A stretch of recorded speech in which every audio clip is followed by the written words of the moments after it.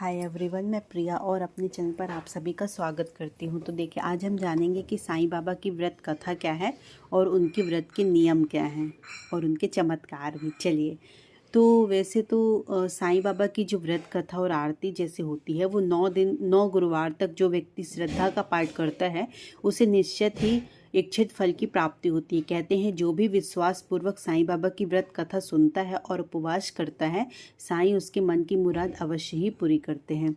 चलिए, तो हम उनके नियम जानेंगे। देखिए, यह व्रत स्त्री पुरुष बच्चे कोई भी कर सकते हैं। यह व्रत बहुत ही चमत्कारिक है। 9 गुरुवार विधि पूर्वक करने से निश्चित ही इच्छित फल की प्राप्ति होती है। यह व्रत किसी भी गुरुवार से साईं बाबा का नाम लेकर शुरू किया जा सकता है।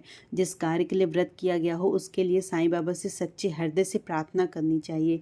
सुबह या शाम को किसी भी आसन पर नीला कपड़ा बिछाकर साईं बाबा का चित्र रखकर स्वच्छ पानी से पोंछकर चंदन या कुमकुम का तिलक लगाना चाहिए। अगरबत्ती व दीपक जलाकर साईं बाबा की व्रत कथा पढ़नी चाहिए और साईं बाबा का स्मरण करना चाहिए और प्रसाद भी बांटना चाहिए। यह व्रत एक फलाहार लेकर भी किया जा सकता है, अर्थात एक समय भोजन करके भी किया जा सकता है। बिल्कुल भूखे रहकर उपवास ना करें। 9 गुरुवार को हो सके तो साईं बाबा के मंदिर जाकर दर्शन करें। बाबा के मंदिर ना जा पाए तो घर ही में श्रद्धा पूर्वक साईं बाबा की पूजा कर सकते हैं। गांव से बाहर जाना हो तो इस व्रत को चालू रखा जा सकता है। व्रत के समय स्त्रियों को मासिक समस्या अर्थात किसी कारण से व्रत ना हो पाए तो उस गुरुवार को 9 गुरुवार की गिनती में ना गिने। उस गुरुवार के बदले अन्य गुरुवार करके 9वें गुरुवार का उद्यापन करें। देखिए, उद्यापन का क्या है कि 9वें गुरुवार को उद्यापन करना चाहिए। इसमें 5 गरीबों को भोजन कराएं। भोजन अपनी यथाशक्ति से देना या करवाना चाहिए। साईं बाबा की महिमा एवं व्रत का प्रचार करने के लिए अपने संबंधी पड़ोसियों को एक वेब पन्ने का लिंक यथाशक्ति भेजें। इस तरह व्रत का उद्यापन किया जाए। उपरोक्त विधि से व्रत और उद्यापन करने की निश्चित ही आपकी मनोकामना पूर्ण होती है, ऐसा साईं भक्तों का विश्वास है। चलिए, तो अब व्रत कथा बताते हैं। किरण बहन और उनके पति किशन भाई एक शहर में रहते थे। वैसे तो दोनों का एक दूसरे के प्रति गहरा प्रेम भाव था, परंतु किशन भाई का स्वरूप झगड़ालू था। अड़ोसी पड़ोसी भी उनके स्वभाव से परेशान थे।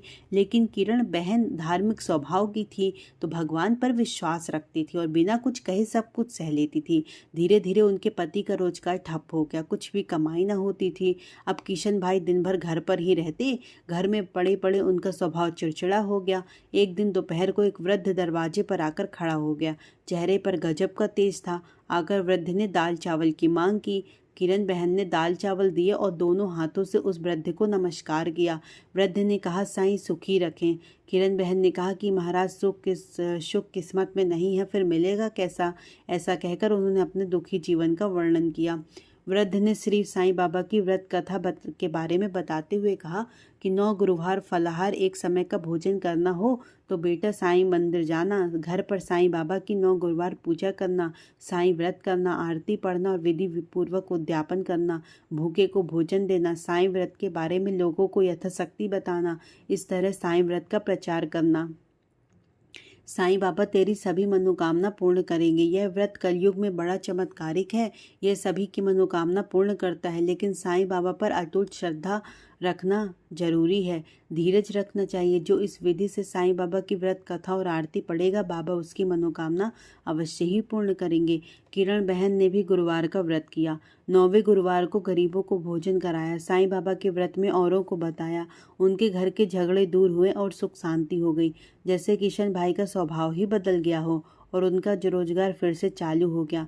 थोड़े समय में सुख समृद्धि बढ़ गई।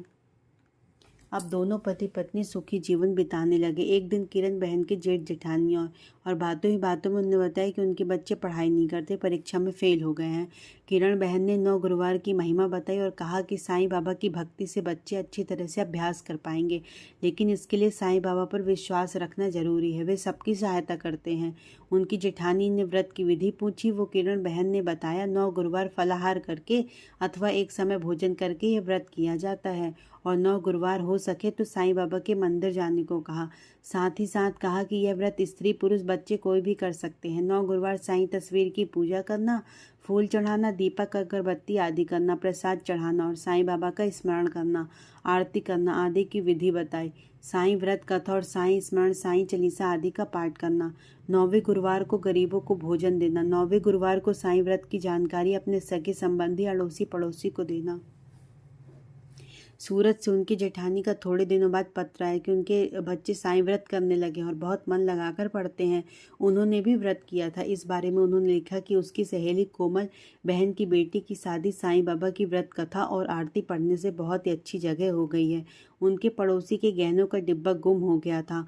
यह साईं व्रत की महिमा के कारण 2 महीने के बाद मिल गया। ऐसा अद्भुत चमत्कार हुआ। किरण बहन ने कहा कि साईं बाबा की महिमा महान है। यह जान लिया था कि साईं बाबा जैसे आप लोगों पर प्रसन्न है वैसे ही हम पर हों।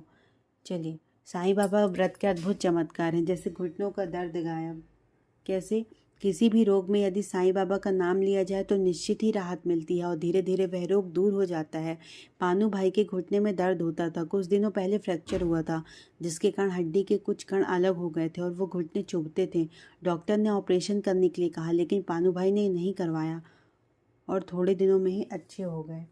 वे अचानक दर्द फिर से शुरू हो गया और 6 दिन तक कदम ही चलने की हिम्मत ना थी। दर्द भी असहनीय था, पर पानू भाई ने जाना असंभव था। पैर के दर्द के कारण उन्होंने हंगामा मचा रखा था। पानू भाई की साईं बाबा पर श्रद्धा थी, उपवास भी कर लेते थे, लेकिन कभी विधि पूर्वक साईं बाबा की व्रत कथा और आरती नहीं की थी। एक संबंधी ने 9 गुरुवार की महिमा बताई। उनकी 9 गुरुवार करने की इच्छा बहुत हुई। वे हिम्मत पूर्वक स्कूटर पर बैठकर साईं बाबा का मंदिर जाने लगे और प्रार्थना की कि मुझे भी शिरडी जानी है, लेकिन मेरी पीड़ा मुझे सहन नहीं होती है। 9 गुरुवार का व्रत विधि पूर्वक करके उद्यापन करेंगे। इस तरह साईं बाबा की कृपा से उनके घुटने का दर्द भी गायब हो गया। तो साईं बाबा की जय हो।